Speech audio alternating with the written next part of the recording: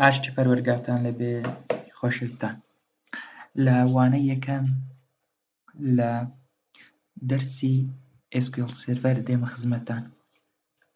خۆشەویستان، لەم وانەیە باسی SQL سێرڤەرەکەین بە شێوەیەکی بنچینەیی، یان بڵێن Introduction to Database in SQL Server.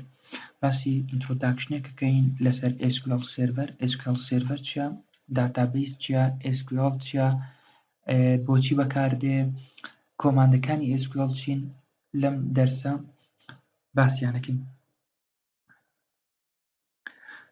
سەرەتا SQL Server دەبێمە بزانین کە ئەڵێن SQL Server باسی داتابیسە. شتێک نییە کە لە SQL Server باسی بابەتێکی تر بێ، وەکو پرۆگرامینگ، وەکو نیتۆڕک، وەکو دیزاینی فیوچەرێکی لە فیوچەرەکانی تری کۆمپیوتەر ساینس، بەڵکو بریتیە لە داتابیس. وتمان داتابیس بریتیە لە چی؟ ئێمە زۆر جار کە ئەڵێن داتابیس بەڵام نازانین داتابیس چییە، یان ئەم وشەیە زۆرمان بەرچاو کەوتووە. Database is a collection of the data. بریتیە لە کۆکردنەوەی داتا. یعنی چی؟ یعنی خودی داتابیس بەمانای کۆگای زانیاری دێ، کەواتە ئەو شتەی کە کۆمەڵە داتایەکی کۆکردوێتەوە پێگوترێ کۆگای زانیاری. ئایا کۆگای زانیاری مەبەست کامە زانیاریکە هەموو کۆگایەکی پێگوترێ داتابیس، یان تەنها بەشێک لەو کۆگانە پیانەوترێ داتابیس، پیانەگوترێ کۆگای زانیاری؟ وشەی زانیاری داتا وشێکی وردە لێرە بەکارهاتووە، نەیوتوە کۆگای ئینفۆرمێشن، نەیگوتوە کۆگای نۆڵێج، بەڵکو وتی کۆگای زانیاری. جا لێرە ئەوەی کە پێ ڕاگەیشتین لەم وانەیە باسیەکەین. مەڕەنکەین ڕەنەبێ سلاید شۆی بکەین. ئەمە لێکچەری یەکەمە لە قۆناغی 4 بەشی پرۆگرامینگ. ئەوانی کە لەم دەرسە باسەکەین زیاتر نەزەریە. What is SQL؟ SQL چییە؟ Why SQL؟ SQL بۆچی بەکاردێ؟ بۆچی SQL؟ History of the SQL، مێژوێک لەسەر SQL. SQL کۆماند چییە؟ کۆماندەکانی SQL چین؟ باسەکەین. What is a SQL؟ SQL چییە؟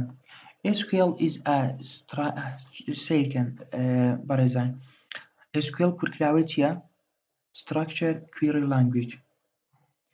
Structure یعنی پێکاتە، language یعنی زمان، query یعنی ئەو شوێنەی کە ئێمە خۆی query بەمانای فەرمان دێ، جێبەجێکردنی فەرمان. Structure زمانێکە باشە، زمانێکی داتاییە، داتابیزیە، و لە ڕێی کوێریەوە ئێمە ئەتوانین کۆماندەکانی خۆمان ئەکسکیوتکەین و ڕەنکەین.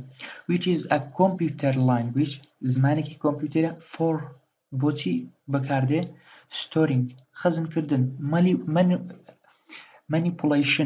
manipulation یعنی یاری پێکردن، manipulationی داتا باشە. and retrieve data storage and زمانێکە پێگوترێ زمانێکی کۆمپیوتەری بۆ خەزانکردنی داتا و یاری پێکردن داتا، ڕەشکردنەوە، زیادکردن، پیشاندان، ئەپدەیتکردنەوە لە چیە؟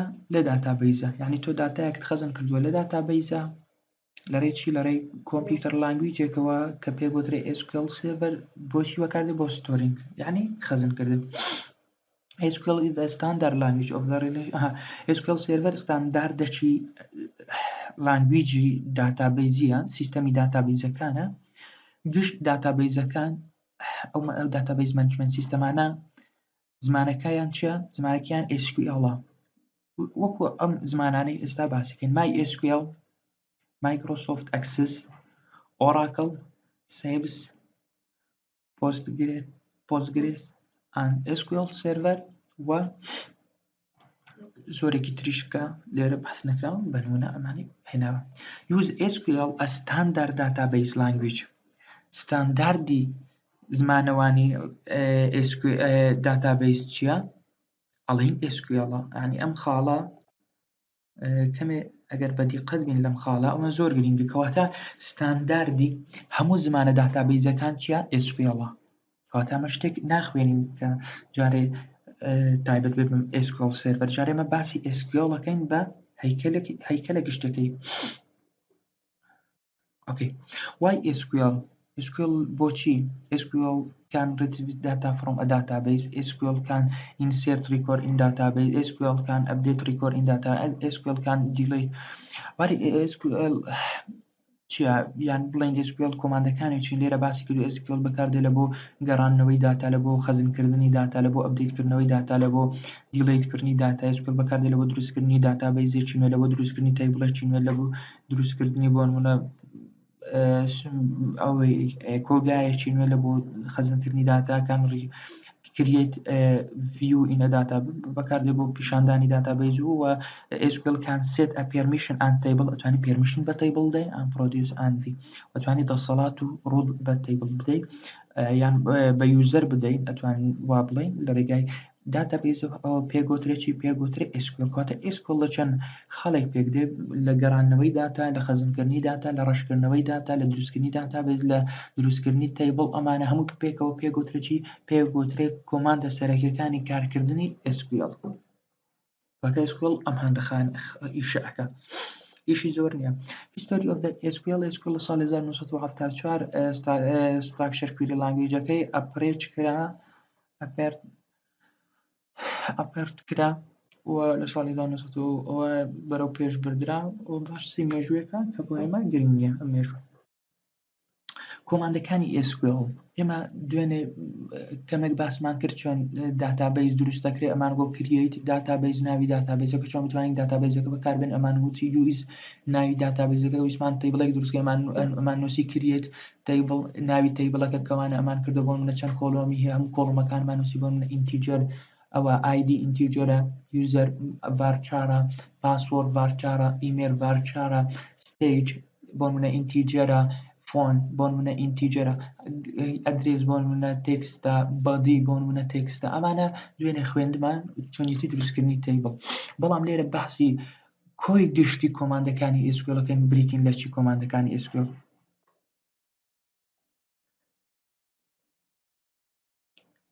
کۆماندەکانی SQL ئەتوانین بڵێن زۆر مەحدودە کۆماندی کرییت دوێنێ خوێنمان کرییت لە بۆچی بەکاردێ وتمان کرییت لە بۆ دروستکردن تەنها لە بۆ دوو شتی بەکاردێ هەمیشە ئێمە ئەڵێن کرییت ئەوە تا کرییتی داتابیز یەکەین یان ئەوە تا کرییتی تەیبڵ یەکەین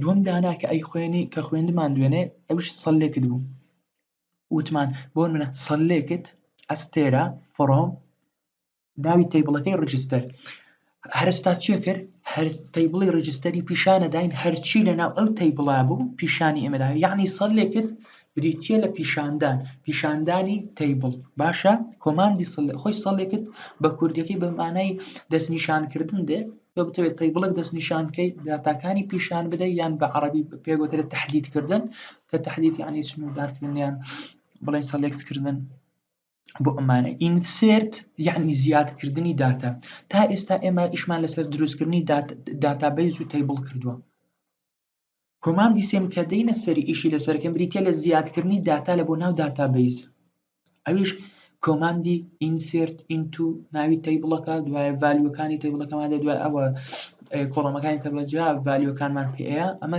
چ بوو ئەمە ئینسێرتکردن بوو دوایە ئەپدەیتکردن تۆ داتایەک تەیە خەزنت کردووە بۆ منە عەبدولهادی مەرحەلە چوارە پێویستە ئەم داتایە ئەپدەیتکەینەوە چۆن بۆ منە لە مەرحەلە 4 بۆتە مەرحەلە 5 کاتە ساڵان پێویستە ئەم داتایە ئەپدەیتکەینەوە کاتە چ کۆماندێکمان پێویستە بۆ ئەوەی عەبدولهادی لە پۆلی 4 لە ستیج 4 و چێتە ستیج 5ەوە ئەوە کۆماندی ئەپدەیت بۆ نمونە کەسێکمان هەیە ڕجستەرمان کردووە کە ئێستا نەماوە نەقڵ بووە فەسڵ کراوە ساقیت بۆ من هەر شتێک چ کۆماندەی بەکاردێنین بۆ ئەوەی ڕەشی بکەینەوە لای ببین کۆماندی دیلیت کرییت و سەڵێکت کرییت و سەڵێکتمان خوێن ئینسێرت و ئەپدەیت و دیلیت دەرسەکانی داهاتوە خوێنین دڕۆپ بۆچی بەکاردێ دڕۆپ کۆماندێکە لە بۆ ڕەشکردنەوە دیلیت لە بۆ ڕەشکردنەوەی داتا ئاگادار بن. دیلیت ڕەشکردنەوەی داتا، درۆپ ڕەشکردنەوەی تەیبڵ یان داتابیز. بتەوێت داتابیزێک ڕەشکەیتەوە، بتەوێت تەیبڵێک ڕەشکەیتەوە، کۆماندی درۆپ ناوی داتابیزەکەیت، ئەنووسی درۆپ داتابیز ناوی داتابیز، درۆپ تەیبڵ ناوی تەیبڵەکەی. کۆماندی ڕەشکردنەوەی تەیبڵ و داتابیز چییە؟ لە یادی نەکەن ئەوە درۆپە. کەواتە ئێستا ئێمە چەند کۆماندێکی سەرەکیمان خوێتکەوە، ئەم کۆماندانەش ئێستا دابەشە بن بەسەر چەند گروپێکە: کریەیت و سەلێکت و ئینسێرت و ئەپدەیت و دیلیت. 5 کۆماندی سەرەکی داتابیز چییە؟ ئەم 5 ئەمە کۆی 5 کۆماندمان هەیە. ئێستا سەبرە دەین ئەم کۆماندانە دابەشەکەن بەسەر چەند گروپێکە. We command can be classified into group based on کۆماندەکانی خۆمان کلاسیفایەکەن یان بڵین کلاسیفای یعنی کلاس ئەیکەینە بەش گروپیەکەی بەپێی بەپێی تایبەتمەندیەکانی، باشە بەپێی خەسائیسەکانی ئەو کۆماندانە. DDL database، DML database بۆ منە database manipulation language یان data manipulation language، data diffusion language، ئەویتیان data control language. کەواتە ئێمە دابەشی سێ گروپمان کرد. گروپی کۆتایی data query language، یەکەمیان DDL data diffusion language. ئەو کۆماندانە ئەگرێتەوە کە تایبەتن سیرکە ئەو کۆماندانە ئەگرێتەوە کە تایبەتن بەچی؟ بە دەستکاریکردنی ستراکچەری داتابیز، هیچ پەیوەندی بە داتای وەنیە. یان ئەوە تا دەستکاری داتابیزەکەی، دروستکردنی داتابیزە، ڕەشکردنەوەی داتابیزە، گۆڕینی ناوی داتابیزە، بەگشتی ئیش لەسەر داتابیز بکەیت. ئەو کۆماندەکانی DDL data diffusion language. ئەڵتەر کریەتی تەیبڵیەکە یان کریەتی داتابیز جیازینە، ئەڵتەری داتابیزەکەی ئەتوێت ناوی داتابیزەکەی بگۆڕیت، یان ئەتەوێت ناوی تەیبڵێک بگۆڕی، یان ئەتەوێت تایپی تەیبڵێک بگۆڕی، یان هەر شێوەک لە شێوازەکان دەستکاریکردنی داتابیز و تەیبڵی چ لە ناوە، چ لە زانیاری هەر شتێ ببورن، چ لە پێکاتەی تەیبڵەکە ستراکچەری تەیبڵەکە دەستکاری بکەیت، ئەڵتەر بەکاردێنی. درۆپ لە بۆ ڕەشکردنەوەی تەیبڵ و داتابیز بەکاردێت. کەواتە data diffusion language سێ کۆماندە: کۆماندی کریێت، ئەڵتەر، درۆپ. ئەو سێ کۆماندە ئیشیان چییە؟ ئەو سێ کۆماندە ئیشیان ئەوەیە تەفاعولاتەکەن، کاریگەریان هەیە یان بڵین کارلێکەکەن لەگەڵ تەیبڵ و داتابیز. هیچ پەیوەندیان بە داتاوە نییە، هیچ پەیوەندیان بە داتاوە نییە. پەیوەندی بەچیە؟ بە هەیکەلی داتابیز و تەیبڵەکەیە. ئەوە وەکو data diffusion language. data manipulation language وشەی manipulation لە بیر مەکەن بەمانای یاری پێکردن دێ. تۆ بتەوێت یاری بە شتێک بکەی، ئەوە چی کردارێک بکات، چی کۆماندێک بەکاردێن؟ کۆماندی manipulation. باشە، کۆماندەکانی manipulation چییە؟ تۆ بتەوێت داتایەک زیادکەی، تەیبڵێکت دروست کردو کاکاوە تەیبڵێ تابیەکەم، کو بتوانم داتا زیادکەم، ئەو کۆماندی ئینسێرت بەکاردێنم. کو بتوانم داتا ڕەشکەم، ئەوە ئەپدەیت کەمەوە، کاکە داتایەکەم هەیە ساڵی 1992 غەڵەتم نووسی بۆخۆی ساڵی 1993 چۆن ئەپدێتی کەمەوە، ئەوە کۆماندی ئەپدەیت بەکاردێنم. کۆماندی ئەپدێت لە کامە گروپی کلاسیفیکیشنەکانە کە دامانناوە؟ لە گروپی data manipulation language. دیلیت داتاک خزم کردووە نەفرێک بۆ نمونە داتابیزێک هەیە لەو تەیبڵێکی تێدا تەیبڵی بۆ نمونە قوتابیەکان، یەکێک لە قوتابیەکانت نەقڵ بووە یان لەم ژوورە نەماوە، لە قۆناغی چوار نەماوە، یان هەر نەماوە لەم حەد، تۆ چیەکەیت؟ تۆ دیلیتەکەیت و ئەیسڕیەوە. ئەوە سێ کۆماندی سەرەکی data manipulation language. DCL data control language. کۆنتڕۆڵ هەر بە کوردی خۆمان ئەڵێن کۆنتڕۆڵی تەلەڤیزۆن، شت کۆنتڕۆڵ بکە. کۆنتڕۆل یعنی تەحەکوم بە عەرەبی گوترێ. باشە، تۆ بتەوێت شتێک تەحەکومی پێوە بکەیت، کۆنتڕۆڵی بکەیت، وشەکە بڵێن کوردی کراوە، یعنی من کوردیەکەی نازانم کۆنتڕۆڵ دەقیقەن بە کوردی چییە، بەڵام کۆنتڕۆل شتەکە ئێستا ڕۆژانە زۆر بکە. کۆنتڕۆلی سیارە یعنی کۆنتڕۆل ئەو شتێک کە بەرامبەرەکەت پێ کۆنتڕۆڵەکەیت و دەستکاری ئەکەیت. دوو کۆماندمان هەیە،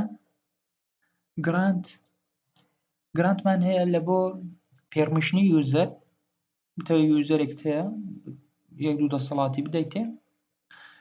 ریڤۆکمان هەیە، ئەویش هەمان لە بۆ تاسکدان یان بڵین ئەوە زیاتر ئەو داتا کۆنتڕۆل لانگویجە پەیوەندی بە داتابیز ئەدمینیستریشنەوە هەیە کە قۆناغی 5 خوێنن بەشن لە بەشی پرۆگرامی ئینشاڵڵا لەوێندرا دێنە سەر ئەم دوو کۆماندە بە تەواوی باسەکەین.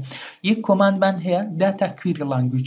داتا کویری لانگویج بتەوێت ئێمە یەک کۆماندمان هەیە کۆماندی سەڵێکدا لە داتا کویری لانگویج کۆماندێکمان هەیە کۆماندی سەڵێک بتەوێت تۆ داتایەک تەیبڵێک هەیە بۆ نمونە بتەوێت ئەو داتا ئەو تەیبڵی تو ڕیزبەندی بۆ بکەی کاکە ئەڵێ ئەو قوتابیانم لە بۆ ڕیز بکە کە غیابیان زۆرە ئەو قوتابیانم پیشان تەنها قوتابیانم پیشان بدە بۆ نمونە کە 3 ڕۆژ لەسەر یەک نهاتوونەتە دەوام یان ئەو قوتابیانم پیشان هەموو ئەو قوتابیانم پیشان بدە کە دەرچوونە تەنها ئەو قوتابیانم پیشان بدە کە کەوتوونە ئەو قوتابیانم پیشان بدە بۆ نمونە لە شاری سۆران ئەوانی کە لە دەرەوەی شاری سۆران کەواتە سەڵێکت کردارێکە کە پێک دێ خۆی لە سەلێکدا ئێمە فلتەرینگمان هەیە فلتەر ئەخینە سەر داتا بۆ نمونە تۆ داتایەکی یەک بۆ نمونە ملیۆنێک داتات هەبێ بتەوێت تەنها ئەو داتایانە بینێ دەرێ بۆ نمونە کە ئەتەوێت لە بوارێک لە بارەکان جیایکەیتەوە بۆ نمونە تۆ 100 قوتابی تەیە ئەرێ تەنها قوتابیانم پیشان بدە کە تەمەنیان لە بینی 2000 هەتا 2005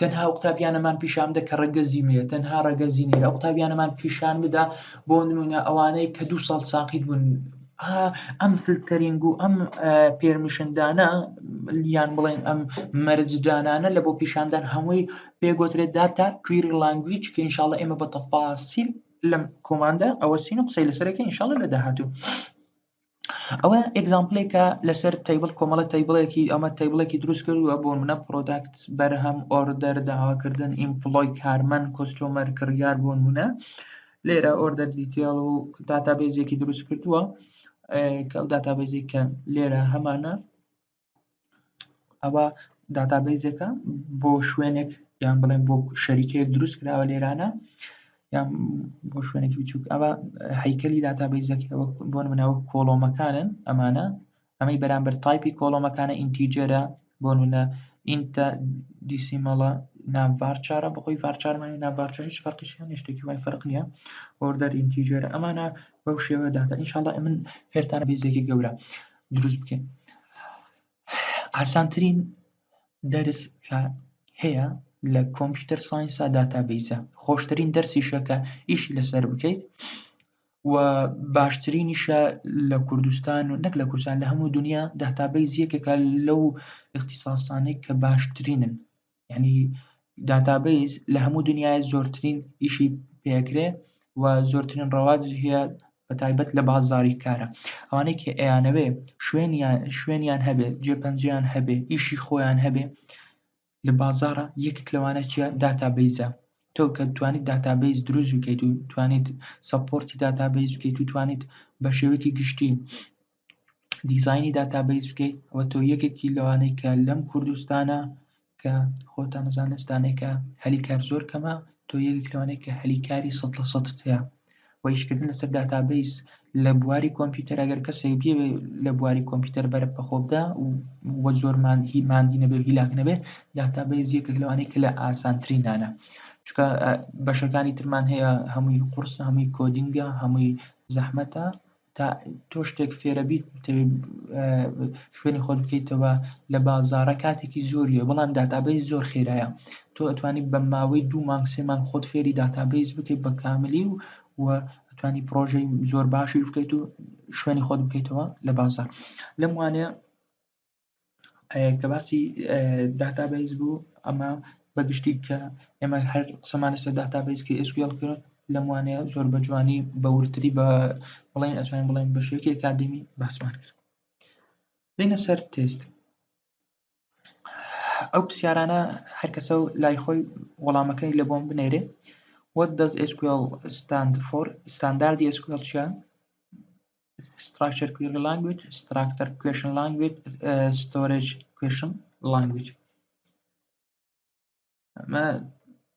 Testi دوام Which SQL statement is used update data in a database کام statement لە SQL بڵێن کام کۆماندی SQL بەکاردێت لە بۆ ئەپدێت کردنەوەی data update modify save as ئەوەش پرسیارێک Which SQL statement is used to delete data from a data کام لەم statementانە لە بۆ ڕەشکردنەوەی data بەکاردێت لە database delete and remove ئەوە